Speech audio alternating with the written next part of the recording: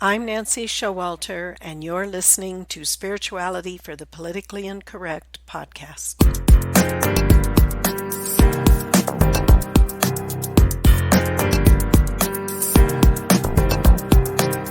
Welcome, all radical paradigm shifters and creative change makers. You who dare to create a better life and a better world. Tap into the power that resides within you and use that power for constructive change.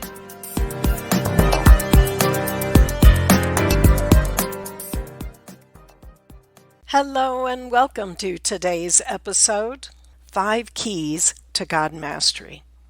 Today we're going to look at the first key.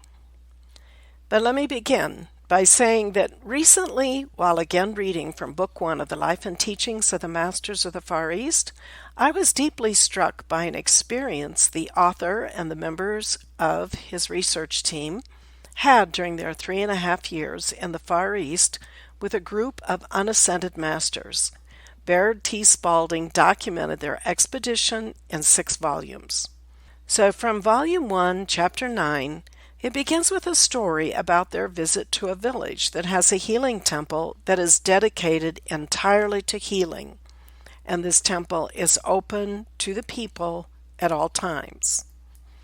It reads, "Located in this village was the healing temple. It is claimed that only words of life, love, and peace have been given expression in this temple since its erection, and the vibrations are so potent that nearly all who pass through the temple are instantly healed. It is also claimed the words of life, love, and peace have been used and sent out so long from this temple, and the vibrations emanating from them are so strong that should words of inharmony and imperfection be used at any time, they would have no power. We were told that this is an illustration of what takes place in man. If he would practice sending forth words of life, love, harmony, peace, and perfection, he would in a short time not be able to utter an inharmonious word. We attempted to use inharmonious words and found in each instance that we could not even utter them." That's the end of that reading. And this force field of this healing temple, it reminded me of my childhood growing up in the Catholic Church. I went to Catholic grade school and we attended Mass every morning before school began. In those days, the Mass was still in Latin, and the vibration in the church at all times was kept very holy. You did not walk into the building and start talking. If you did talk, you either whispered or spoke in a soft voice. In those days, you could pretty much walk into any Catholic church and sense the power of the silence and the years of prayers that built a sacred force field. Now, the next thing that stood out to me with this reading was the striking statement that the vibrations emanating from this temple were so strong that you couldn't even speak words of inharmony or imperfection, and that this is an illustration of what takes place in man. So imagine if you only spoke and put out vibrations of life, love, and peace, and gained such a momentum on this that you couldn't even utter words of inharmony or imperfection. It's a simple formula, is it not? Take a minute right now to imagine and feel the vibration you would live in if you were to do exactly this. Simple, yes, but not necessarily easy. So how do we go about doing this? Well, we're going to look at 5 keys to self-mastery from 5 different masters that will help us to achieve this level of self-mastery. The first key that we're going to talk about today comes from Saint Germain. He gives us very straightforward instruction on this topic, and this is from Unveiled Mysteries, page 109. He says, "Allow me to suggest that you train yourself never to be surprised, disappointed, or your feelings hurt under any circumstances. For perfect self-control of all the forces within you at all times is dominion, and that is the reward for those who tread the pathway of light, for only by correction of the human self can mastery be attained. Remember always that the right to command, which is dominion, is only permanently retained by those who have first learned to obey, because he who has learned obedience to the law of the one becomes a being of cause only, and the cause, love.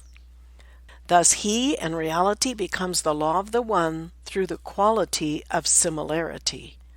Watch so nothing goes out from you except that which is harmonious, and do not allow a destructive word to pass your lips, even in jest.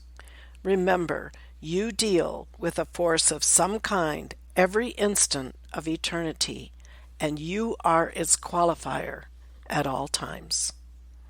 And that's the end of Saint Germain's quote. So let's unpack this a bit. Train yourself never to be surprised, disappointed, or your feelings hurt under any circumstances. Is Saint Germain talking about suppressing your emotions so that energy builds up that needs to be transmuted? I think not.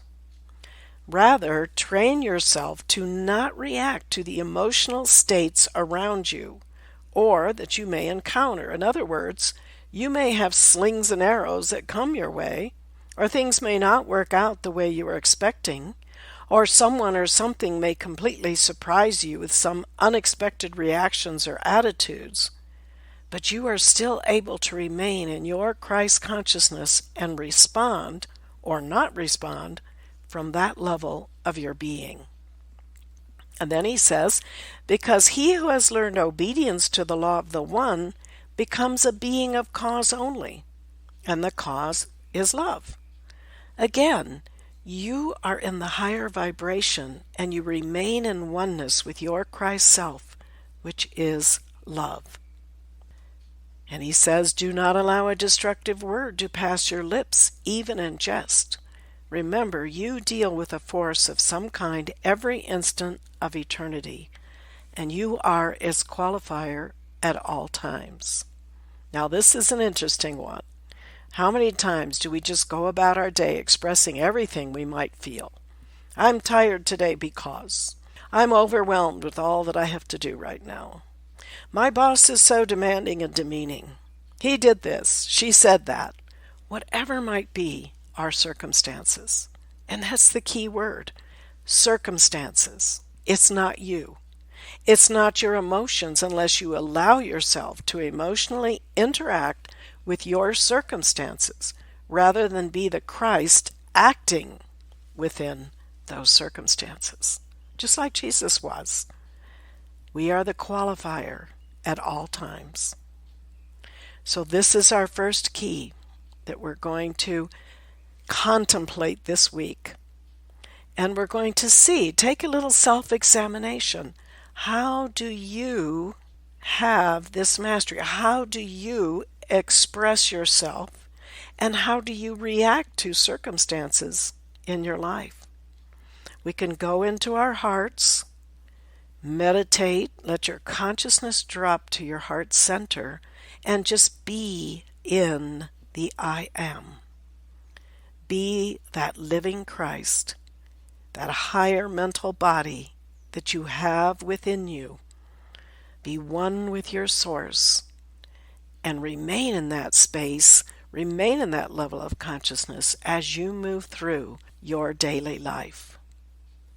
Take your time this week, meditate, contemplate on what Saint Germain has given us. And I will see you next week. Until then, keep an open mind, a generous heart, and a powerful spirit. Thank you for being with me today, and if you enjoyed this episode, please subscribe, download, and comment. I'd love to hear from you, and your support is much appreciated. And don't forget to go to theawakeningnow.com for free bonuses and information on my new book, You Were Born to Be a Christ, but You Were Taught You Are a Sinner. Awaken to who you really are. See you next week.